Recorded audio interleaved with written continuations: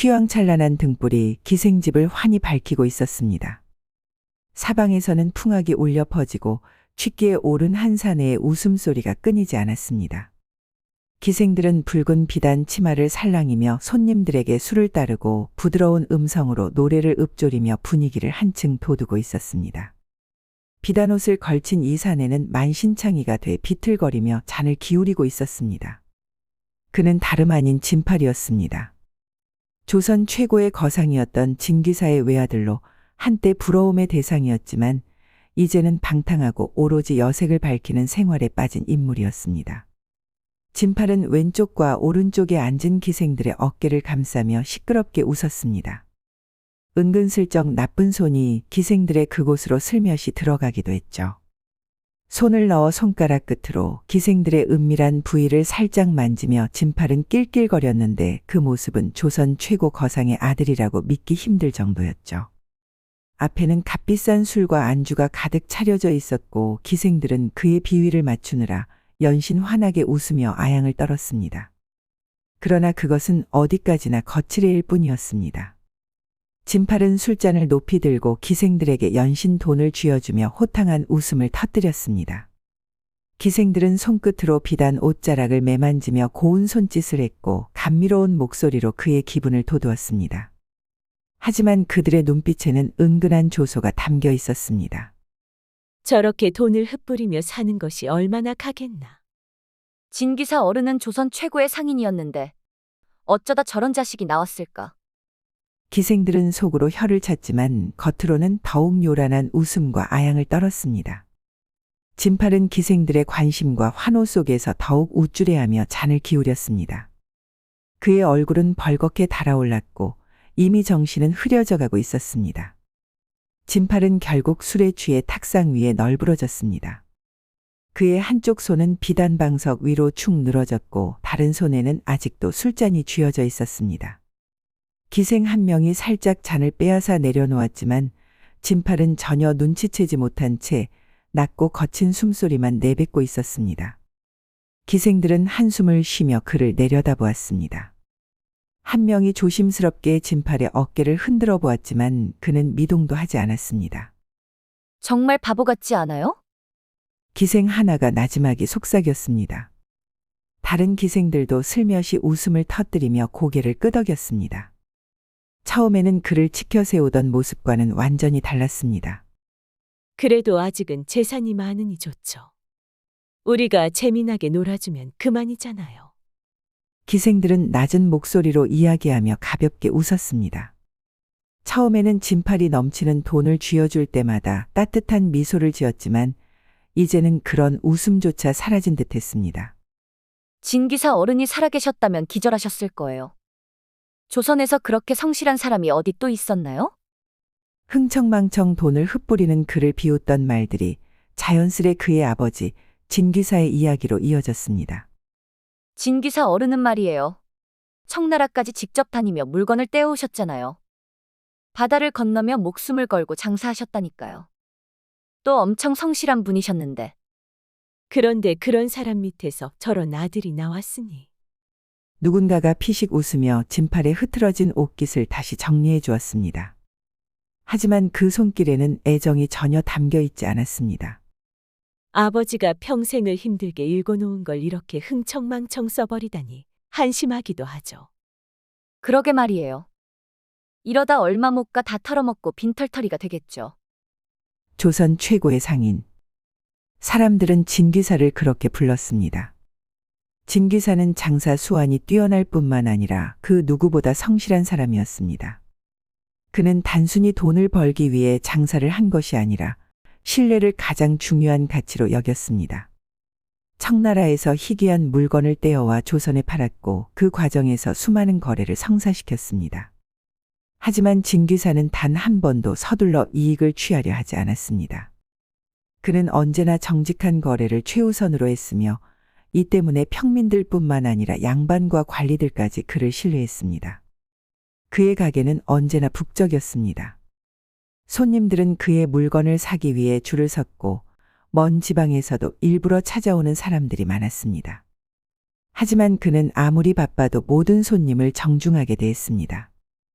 손에 굳은 살이 박힐 정도로 장사를 했으면서도 손님 한 명 한 명에게 항상 따뜻한 말 한마디를 건넸습니다. 상대가 천민이든 양반이든 차별 없이 손님을 맞이했고 사람들은 그 모습에 더욱 감탄했습니다. 그렇게 진기사는 명실상부한 조선 최고의 거상이 되었습니다. 하지만 그 명성과 재산은 결코 쉽게 얻어진 것이 아니었습니다. 진기사는 늘 직접 발로 뛰며 장사를 했습니다. 청나라까지 가는 바닷길은 험난했고 바다가 성이 난 날에는 목숨까지 걸어야 하는 일이었습니다. 그는 그 위험을 무릅쓰고 직접 청나라까지 오가며 거래를 성사시켰습니다. 다른 장사꾼들이 두려워하는 길도 주저없이 나섰고 한 번도 불평하는 법이 없었습니다. 그의 이런 철저한 태도 덕분에 그의 이름은 조선 전역에 퍼졌고 거래처들은 앞다투어 그와 손을 잡으려 했습니다. 그러나 그의 몸은 그렇게 혹사당한 시간을 버텨내지 못했습니다. 어느 날부터 그는 점점 기력을 잃기 시작했습니다. 청나라에서 돌아오던 배 안에서 기침을 하자 피가 나왔고 뼛속까지 스며드는 피로감이 몰려왔습니다. 평소라면 조금 쉬고 다시 일어나 가게로 나갔을 테지만 이번만큼은 달랐습니다. 그는 서서히 식사를 제대로 하지 못하고 손에 힘도 들어가지 않았습니다. 그럼에도 불구하고 그는 끝까지 가게에 나가 일을 하려 했습니다. 그러나 결국 그는 병을 이기지 못했습니다. 어느 날 갑자기 침상에서 일어나지 못한 채 누워버렸고 사흘 후에 숨을 거두었습니다. 그가 떠났을 때 조선 곳곳에서 그를 추모하는 사람들이 많았습니다. 평민들은 그를 진심으로 슬퍼했고 관리들조차 그의 죽음을 애석해했습니다. 그의 가게 앞에는 수많은 사람들이 모여 눈물을 흘렸습니다. 그러나 정작 그가 떠난 후 남겨진 재산을 물려받은 아들 진팔이는 모든 것을 이해하지 못했습니다. 진팔은 아버지의 죽음을 슬퍼했지만 그가 어떤 삶을 살아왔는지는 깊이 생각하지 않았습니다. 그가 남긴 것은 단순한 재산이 아니라 신뢰와 성실함이었지만 진팔은 그것이 얼마나 소중한 것인지 깨닫지 못하고 있었습니다. 진기사는 마지막까지 자리에서 일어나려 했습니다. 평생을 일해온 사람이었기에 병석에 누워만 있는 것이 더 힘겨운 듯 했습니다. 그러나 몸이 말을 듣지 않았습니다. 그는 한 차례 깊은 숨을 들이마시더니 조용히 눈을 감았습니다. 진기사는 생을 떠나기 전 아들 진팔을 불러앉히고 유언을 남겼습니다. 진팔은 침상 곁에 무릎을 꿇고 앉았습니다. 병색이 짙어진 아버지가 오래 버티지 못하리라는 것을 그는 본능적으로 알고 있었습니다. 그러나 막상 그 순간이 다가오자 진팔은 여러 감정이 뒤섞였죠. 진기사는 마른 입술을 겨우 떼어내듯 힘겹게 입을 열었습니다. 진팔아, 진팔은 고개를 바짝 들었습니다. 아버지의 목소리는 한없이 쇠약했지만 여전히 단호한 울림이 있었습니다. 이제 여기 있는 모든 재산은 하나뿐인 나의 아들, 너의 것이다. 너도 이제 엄연히 조선의 사내로서 살아갈 날이 많으니 현명하게 이 못난 아비가 남긴 것들을 잘 사용해 주길 바란다. 진기사는 숨을 고르며 다시 입을 열었습니다. 돈이란 너가 쓰기 나름이다. 바른 곳에 쓰면 사람을 살리지만 잘못 쓰면 너의 목을 조일 수도 있다. 그러니 절대 낭비하지 마라. 그의 목소리는 힘이 약해졌지만 말 하나하나는 여전히 무게를 지니고 있었습니다.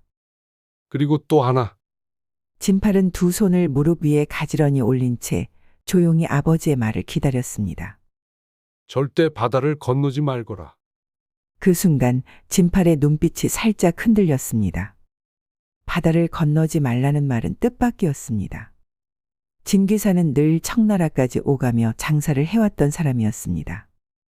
아버지의 성공이 모두 그 바닷길을 통해 이루어진 것인데 왜 바다를 가지 말라고 하는 것일까? 진기사는 힘겹게 숨을 들이마셨습니다. 그는 손을 들어 진팔의 손을 가만히 덮었습니다. 그의 손은 평생을 장사하며 물건을 나르고 거래를 해온 손이었습니다.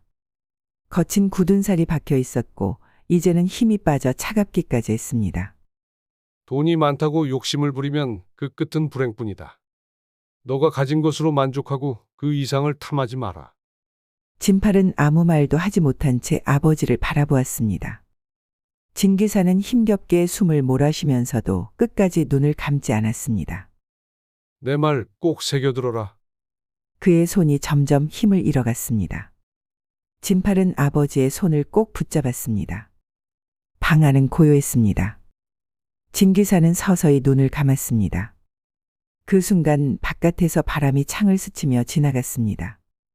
오래도록 묵묵히 걸어온 상인의 삶이 이제 막을 내렸습니다. 진 기사의 장례는 성대하게 치러졌습니다. 수많은 사람이 몰려와 조문을 했고 조선의 관료들까지 찾아와 그의 죽음을 애도했습니다. 그의 상업적 업적을 기리는 말들이 곳곳에서 들려왔고 진 기사가 남긴 상점들은 여전히 장사를 이어가고 있었습니다. 그러나 정작 그 모든 유산을 이어받은 진팔의 태도는 달랐습니다. 제사를 지낸 지 며칠 되지 않아 진팔은 이전보다 더 자주 기생집을 드나들기 시작했습니다. 한 번 들어가면 이틀이고 사흘이고 나오지 않았습니다. 아버지가 남긴 유산 덕분에 그는 돈 걱정을 할 필요가 없었고 손을 뻗으면 어디서든 금과 은이 쏟아져 나왔습니다. 가장 좋은 술을 가져오라. 진팔은 손을 흔들며 술을 시켰습니다. 값비싼 중국 술이 연거푸 그의 앞에 놓였고 안주로는 희귀한 해산물과 고기 요리가 끊임없이 올라왔습니다. 그는 한 손으로 술잔을 들고 다른 손으로 기생들의 어깨를 툭툭 두드리며 환한 웃음을 터뜨렸습니다. 이 정도 술과 음식으로는 부족하군. 더 특별한 것은 없느냐? 그의 말에 기생들은 재빨리 움직였고 한층 더 화려한 술상과 놀이가 펼쳐졌습니다. 그러나 그의 눈앞에서 정성껏 춤을 추던 기생들의 눈빛은 이미 그를 향한 관심이 아니라 그가 내놓는 돈을 향해 있었습니다. 기생집에서는 늘 그가 최고 대접을 받았습니다. 한 번에 뿌리는 돈이 상인 한 달치 벌이와 맞먹었기 때문이었습니다. 진팔은 기분이 좋으면 기생들에게 놀이개며 비단을 마구 쥐어주었고 종업원들에게까지 돈을 흘렸습니다. 도련님께서 오시면 이 집이 환해집니다. 기생들은 입에 발린 말을 하며 더욱 환하게 웃었습니다. 그러나 그들의 눈빛에는 진정성이 담겨 있지 않았습니다. 그를 바라보는 시선에는 얕은 조소와 냉소가 섞여 있었습니다. 진팔은 그런 시선을 전혀 눈치채지 못한 채 들뜬 얼굴로 술잔을 기울였습니다. 바닥에 떨어진 돈과 부서진 술잔 조각들, 흘러넘치는 음식들. 그것들은 하나둘씩 그의 곁에서 무너지는 무엇인가를 암시하고 있었습니다. 그러나 그는 여전히 자신이 세상의 중심이라고 믿고 있었습니다. 진팔은 기생집을 드나들면서도 여느 기생들에게는 쉽게 마음을 주지 않았습니다. 그저 돈을 흩뿌리며 술을 마시고 떠들고 밤을 즐길 뿐이었습니다.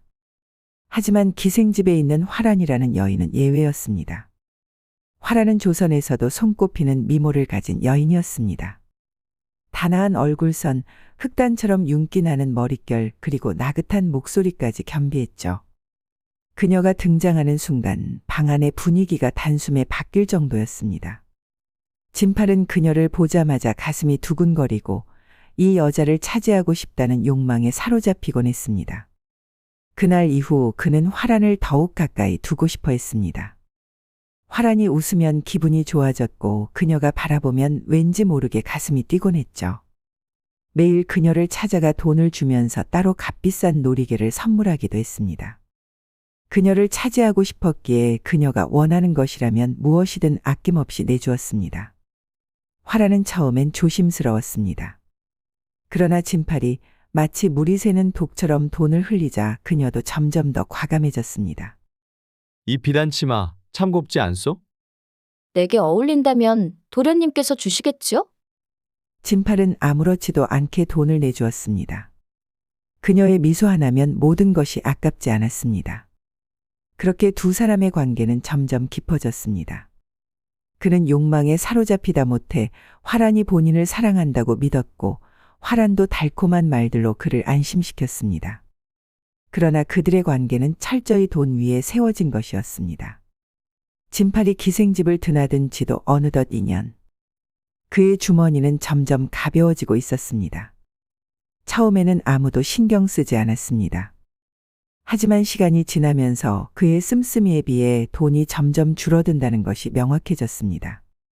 어느 날 진팔은 화란에게 비단 옷을 선물하려 했지만 예전처럼 선뜻 돈을 내지 못했습니다. 그는 한동안 망설이다가 집안 물건을 팔아 마련한 돈을 내밀었습니다. 그 순간 화란의 눈빛이 살짝 흔들렸습니다. 이제껏 금처럼 쏟아지던 돈이 겨우 몇 잎으로 변해 있었습니다. 그날 이후 화란이 진팔을 대하는 태도가 달라졌습니다. 예전처럼 환하게 웃지도 않았고 먼저 손을 내밀지도 않았습니다. 그가 찾으러 와도 어딘가로 사라지기 일쑤였습니다. 그리고 마침내 진팔이 완전히 빈털터리가 되던 날 화란은 단호하게 등을 돌렸습니다. 이제 그만 돌아가세요. 더 이상 저를 찾아오지 마세요. 진팔은 당황한 얼굴로 그녀를 바라보았습니다. 무슨 소리를 하는 거요? 나는 여전히 너를 아끼는데. 더 이상 저와 있을 이유가 없잖아요. 이제 도련님은, 아니, 당신은 빈털터리가 돼가는 모습이 눈에 보이는데 나 같은 미인이 가진 것 하나 없는 사내를 왜 만납니까? 화란의 말은 매정했고 목소리는 차가웠습니다. 진팔은 믿을 수 없다는 듯 멍한 얼굴로 그녀를 바라보다가 처음으로 깨달았습니다. 그녀는 자신을 사랑한 것이 아니라 자신이 가진 돈을 사랑했던 것입니다. 화란은 더 이상 미소를 짓지 않았습니다. 그녀의 얼굴에는 감정 하나 없는 냉담한 표정만이 남아 있었습니다. 진팔은 텅 빈 주머니를 쥐고 거리를 떠돌았습니다. 한때 화려한 비단 옷을 걸치고 호화로운 술상을 차리던 그였지만 이제는 다해진 도포를 걸친 채 어두운 눈빛으로 바닥을 바라보고 있었습니다. 기생집에서는 이미 오래전에 쫓겨났고 그를 반기던 사람들도 하나둘 사라졌습니다. 남은 재산을 헛되이 써버린 뒤 그는 할 수 있는 일이 아무것도 없었습니다. 화란, 이 나쁜 계집 같으니라고. 돈은 없어 기생집에 가지 못하고 집 대청마루에 누워 화란을 욕하고 있던 그 순간이었습니다. 진팔이 있는가? 낯선 목소리에 진팔은 고개를 들었습니다. 그 앞에는 비단 옷을 차려입은 사내가 서 있었습니다. 이국적인 풍모를 지녔고 옷에서 짠내가 밀려오는 것이 바다를 오가는 상인 같았죠. 진팔은 찌푸린 얼굴로 그를 바라보았습니다. 누구요? 상인으로 보이는 이가 부드러운 미소를 지으며 손을 모았습니다. 아버님이 우리를 안다. 돌아가시기 전에 같이 바다를 오가며 자주 마주쳤던 분이라네. 얼마나 상심이 크겠나. 그 훌륭한 아버지가 떠나시고 이제 남아있는 재산도 없다고 들었는데. 진팔은 그 말을 듣자마자 자세를 바로 고쳐 앉았습니다. 내 아버지를 아시오? 상인은 고개를 끄덕였습니다. 잘 알고 말고. 사실 우리가 이렇게 찾아온 것은 중요한 이야기가 있어서네. 진팔이 너는 아버님의 유산에 대해 얼마나 알고 있느냐? 진팔은 순간 가슴이 뛰었습니다. 유산이라니? 이미 내가 다 물려받았소. 그러나 상인은 미묘한 미소를 지으며 고개를 저었습니다. 잘 모르고 있구만. 아버님께서 말씀하지 않은 게 있으시다. 그는 목소리를 낮추어 속삭였습니다. 진기사 어른께서 생전에 바다를 건너며 한 섬을 발견하셨다. 외딴 곳에 있는 섬이지만 육지처럼 아주 비옥해 그곳에 거처를 마련하셨지. 흉년이라고는 오지 않는 아주 탁월한 땅이었고 그곳은 모두 진기사 어른의 소유였다.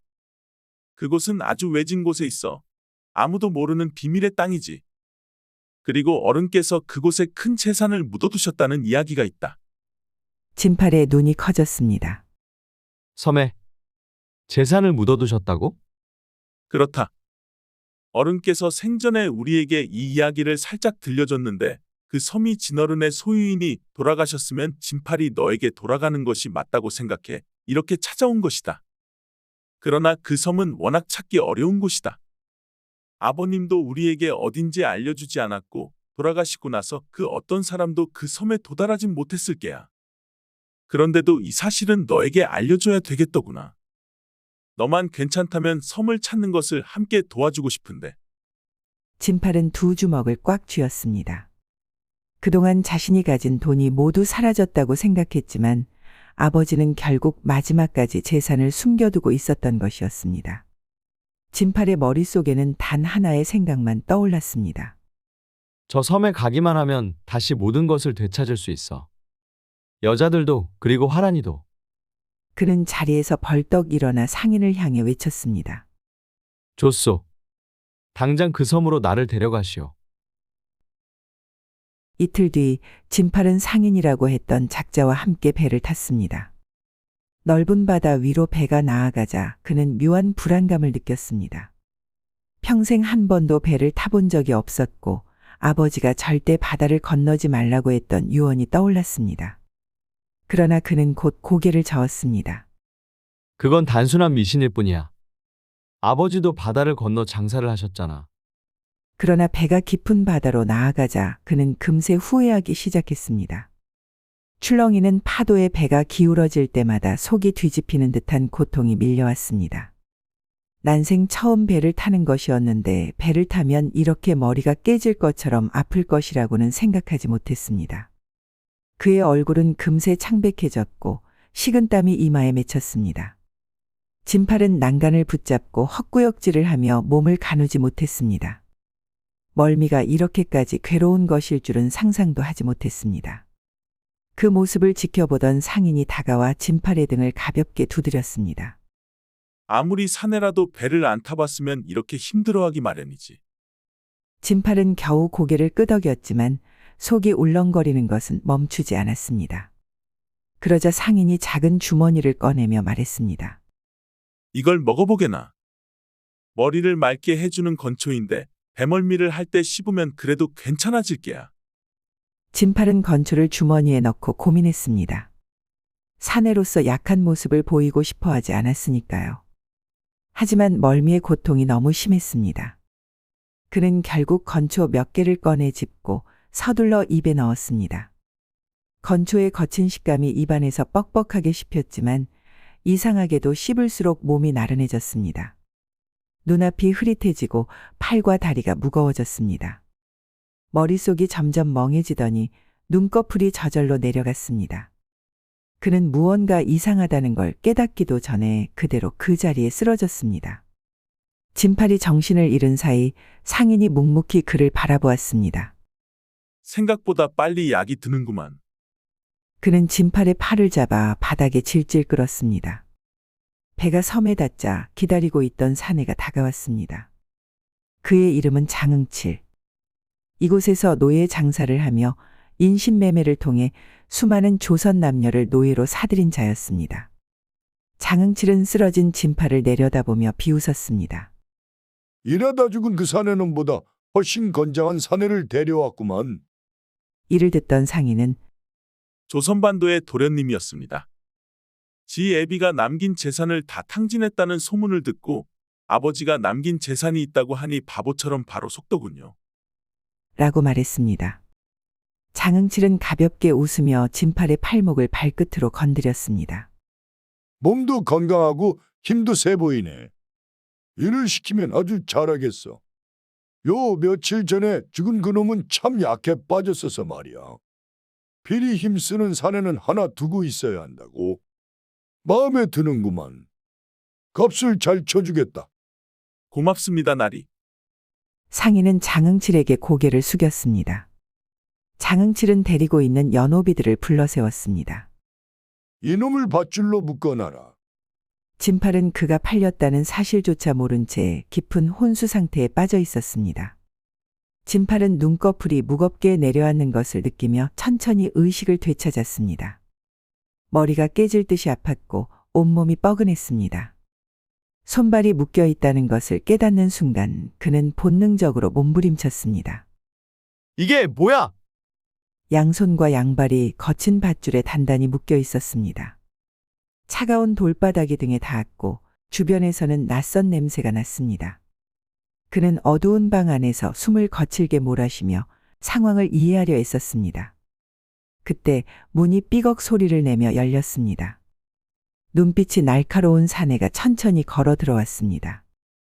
그의 허리춤에는 두꺼운 가죽 채찍이 매달려 있었고 손에는 피가 마른 듯한 철제 곤봉이 들려 있었습니다.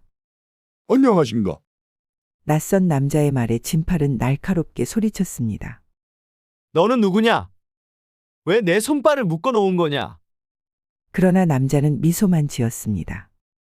그의 표정에는 동정도 연민도 없었습니다. 네가 어디 있는지조차 모르는 모양이군. 진팔은 헛웃음을 치며 필사적으로 상황을 부정하려 했습니다. 이건 장난이지. 상인들이 나를 아버지의 섬으로 데려다 준다고 했어. 그런데 왜 내가 이렇게 묶여 있는 거지? 남자는 짧은 한숨을 내쉬며 곤봉을 바닥에 내려 찍었습니다. 둔탁한 소리가 방 안을 울렸습니다. 노비가 말이 많네. 그 말이 떨어지자 진팔은 눈을 크게 뜨고 비틀거리며 일어나려 했습니다. 그러나 밧줄이 조여오면서 손목이 아프도록 파고들었습니다. 뭐라고? 노비라고 했다. 남자는 한 발짝 앞으로 다가오며 말을 이었습니다. 너를 데려온 상인이 진짜 네 예비를 아는 사람이라고 생각하나? 그놈은 돈을 준다고 하면 사람도 데려오는 작자야. 하여간 어리석기는 쯧쯧. 진팔은 숨이 턱 막혔습니다. 그럴 리가 없어. 나는 진기사의 아들이다. 조선 최고의 거상의 아들이라고. 그러나 남자는 진팔의 말을 비웃으며 말했습니다. 그래서 뭐 어쩌란 말이냐? 그 천란 아버지가 살아 돌아와서 널 구해줄 것 같으냐? 진팔은 말을 잇지 못했습니다. 남자는 팔짱을 끼며 단호하게 선언했습니다. 이 섬에서 빠져나갈 길은 없다. 네가 할 수 있는 건 하나뿐이다. 진팔은 땀을 흘리며 그를 노려보았습니다. 뭘 하라는 거지? 남자는 손가락으로 바깥을 가리켰습니다. 창문 너머로 넓은 밭이 보였습니다. 이 섬에서 내 말을 들으며 일하면 된다. 어차피 먹여주고 재워주고 하는데 육지에서 몰락한 삶을 사는 것보다 이게 낫지 않겠느냐? 그는 허리춤에서 채찍을 천천히 꺼냈습니다. 정 싫다면 너에게 기다리는 건 죽음뿐이다. 진팔은 마른 침을 삼키며 눈앞이 아득해지는 것을 느꼈습니다. 그가 빠져나올 수 없는 끔찍한 현실이 이제 막 시작되고 있었습니다. 뜨거운 햇살이 이글거렸습니다. 공기는 숨이 막힐 정도로 후덥지근했고 바람 한 점 불지 않았습니다. 진팔은 험한 밭으로 끌려와 삽을 쥐었습니다. 거친 흙은 잘 갈리지 않았고 손에 쥔 삽은 유난히 무겁게 느껴졌습니다. 평생 돈을 쥐고만 살아온 그에게 땀을 흘려 일하는 것은 생소하고 고통스러운 일이었습니다. 한 번 삽을 내려 찍을 때마다 허리가 욱신거렸고 등에선 땀이 비오듯 흘렀습니다. 그가 쉬려 할 때마다 감시하는 자들의 매서운 눈빛이 등 뒤를 따라다녔습니다. 그때 옆에서 부드러운 목소리가 들려왔습니다. 여긴 원래 이런 곳입니다. 서서히 적응하면 괜찮아지실 겁니다. 진팔은 숨을 헐떡이며 고개를 돌렸습니다. 그곳에는 순이라는 여인이 서 있었습니다. 힘이 드는지 땀이 송글송글 이마와 쇄골에 맺혀 있었지만 눈빛은 그 누구보다 부드러운 여인이었습니다. 처지가 처지인지라 옷이 헝클어지고 남루해 보이긴 했으나 진팔은 속으로 어찌 이런 절세미인이 이런 곳에 끌려왔는지 참으로 불쌍하다고 생각했죠. 저는 순이라고 합니다. 다른 여인들과 이곳에서 생활하고 있습니다. 젊은 여인이 어찌 이런 섬에 갇혀 있단 말이오?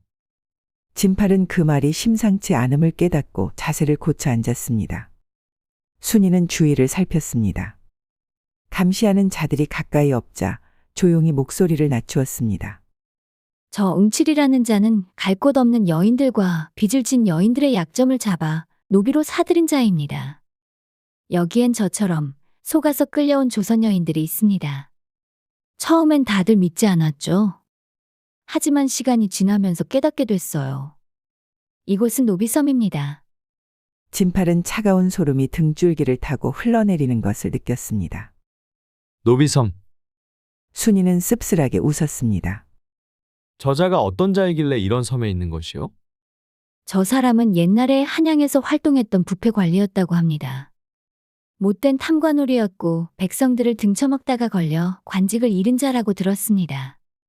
지금 육지에 살고 있고 부패 관리라 토지를 구하기 힘들어 이 섬을 이용하는 것 같사옵니다. 나라에서 이 사실을 모른단 말이오. 순이는 고개를 저었습니다. 장응칠은 치밀한 사람이에요. 여긴 외딴 섬이라 조선 관리들도 쉽게 접근할 수 없어요.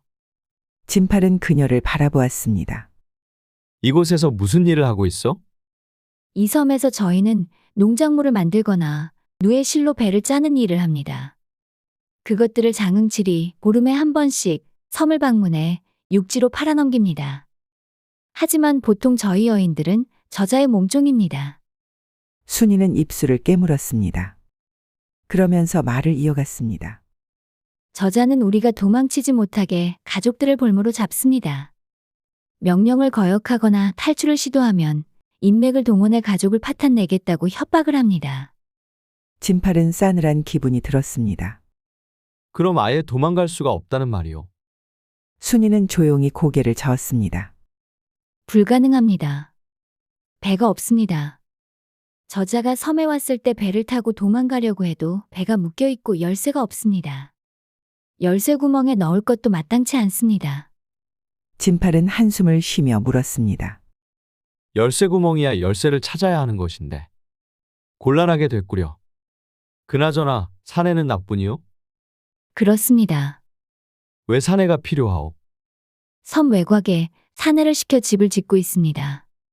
본래 한양의 부호들도 지방에 집을 여러 채 갖고 있다고 들었습니다. 섬에 그런 집을 짓는 것 같은데 집을 짓겠다고 사내를 한 명씩 사들여 일을 시켰습니다. 서너 명의 사내가 거쳐갔는데 혹사를 당하다가 불구가 돼 다시 버려지거나 세상을 떠난 자들도 있습니다. 진팔은 깊은 한숨을 내쉬었습니다. 가족을 볼모로 잡아 협박한다니 참으로 질 나쁜 인간이요. 그쪽도 한양에 가족이 있어? 진팔의 말에 순이는 고개를 푹 숙였습니다. 저는 가족이 없습니다. 이곳을 빠져나간다고 해도 갈 곳이 없습니다. 이리 아리따운 처자가 어찌 그리 탁하단 말이오. 내게 보인 태도를 보면 딱 봐도 심성이 착한 여인 같은데. 나야 아비 재산을 모두 잃은 못된 자식이라 천벌을 받는 거라 쳐도 그대처럼 착한 여인이 이런 곳에 있는 건 참 불합리한 것 같소. 순이는 슬픈 표정을 지었습니다. 아닙니다.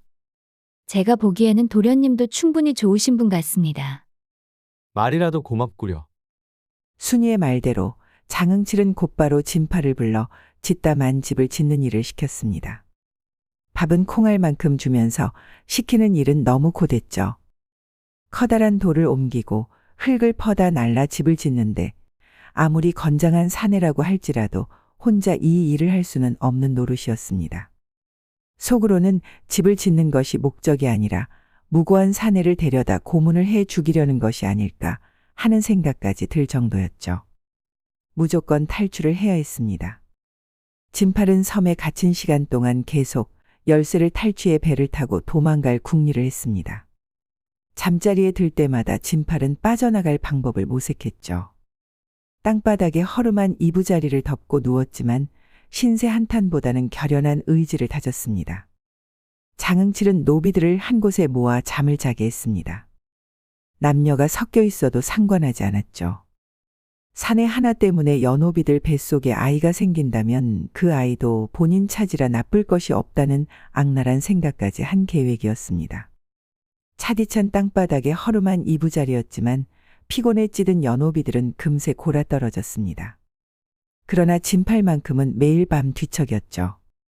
매일 밤 잠자리마다 탈출을 꿈꿨습니다. 잠이 안 드십니까? 눈을 떠 한숨을 픽픽 내쉬는 진팔을 보며 순이가 돌아누워 바라봤습니다.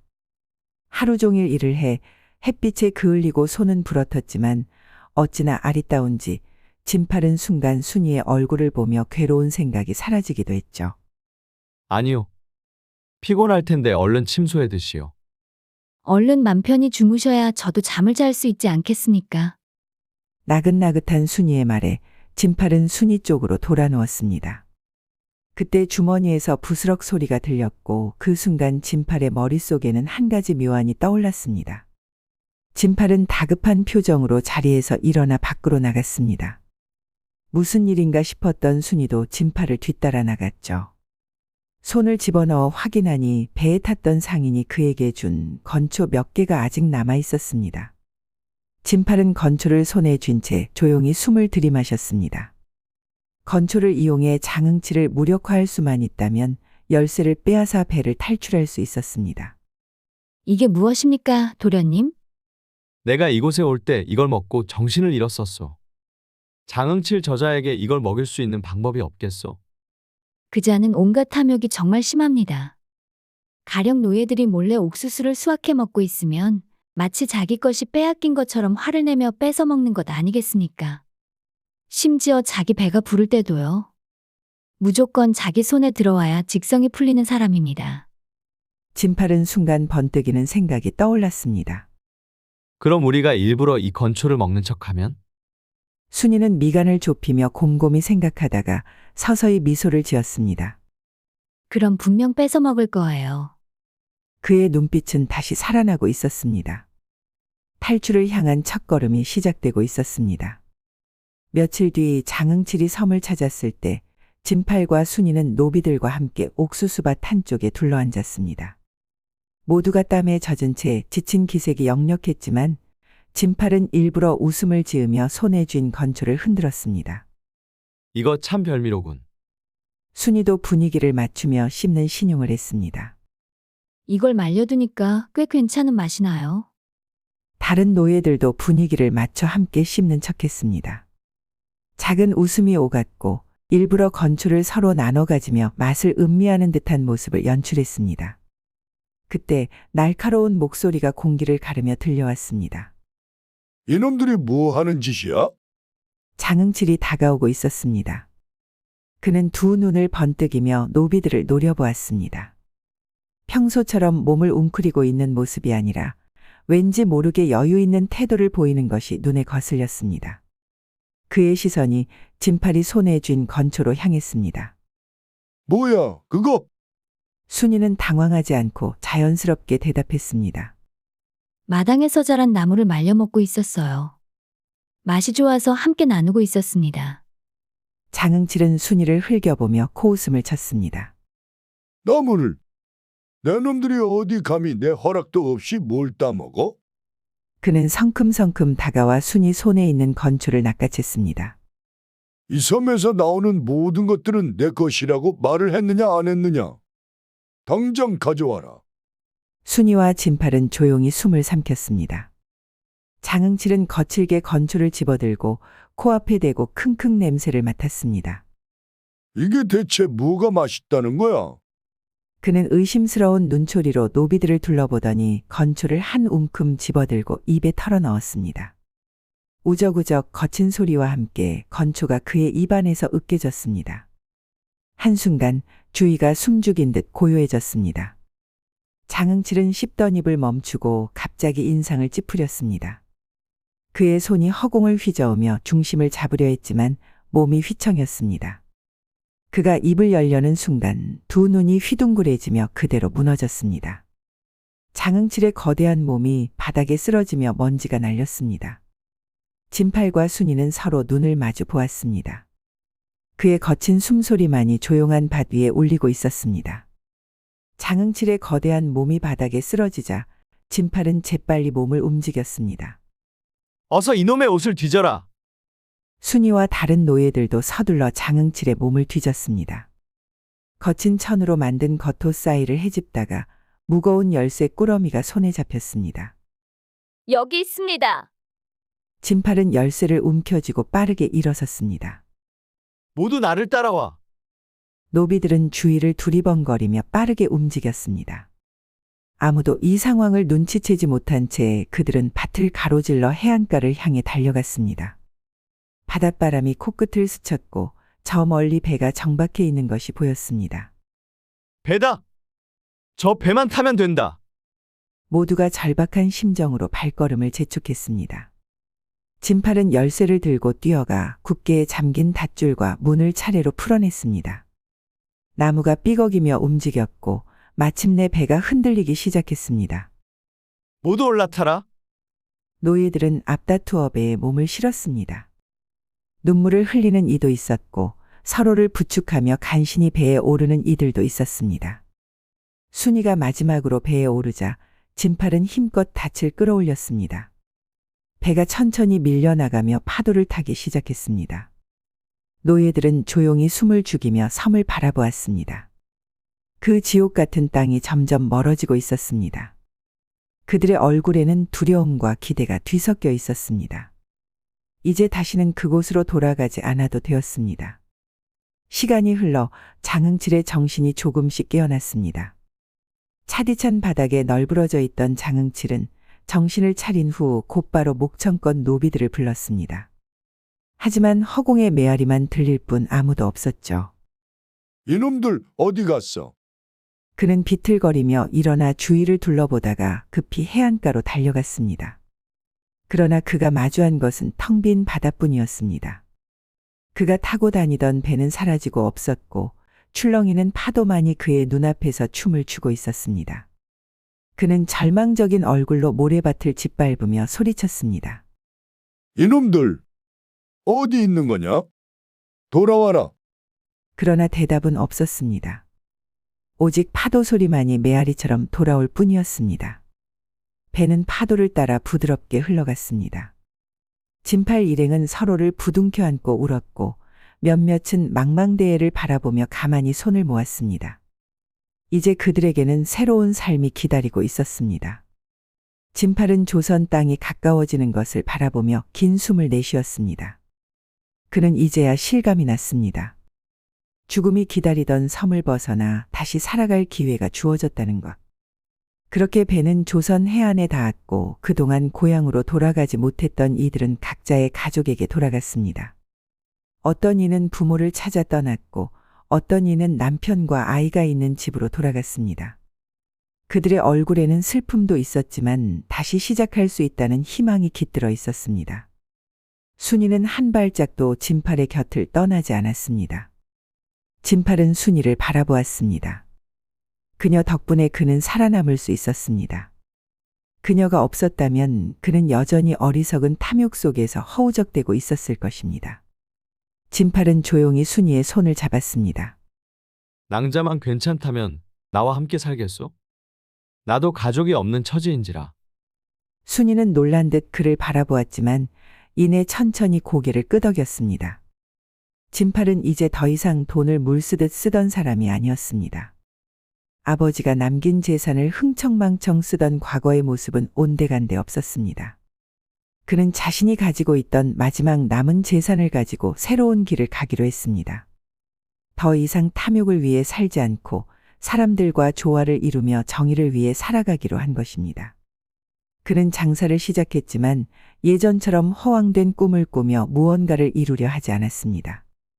오히려 그는 도움을 필요로 하는 사람들에게 손을 내밀었고 아버지와 같은 정직한 상인이 되어 살아갔습니다. 진팔은 이제 깨달았습니다. 진기사가 남긴 유산은 단순한 돈이 아니었습니다. 그것은 어떻게 살아가야 하는지, 어떻게 사람들과 함께해야 하는지에 대한 가르침이었습니다. 그는 더 이상 자신의 탐욕에 휘둘리지 않았습니다. 그저 순이와 함께 그리고 자신이 돕고 싶은 사람들과 함께 진정한 삶을 살아갈 뿐이었습니다. 야다마 씨의 다음 이야기를 빠르게 시청하시려면 동그라미를 클릭하여 구독을 눌러주세요. 감사합니다.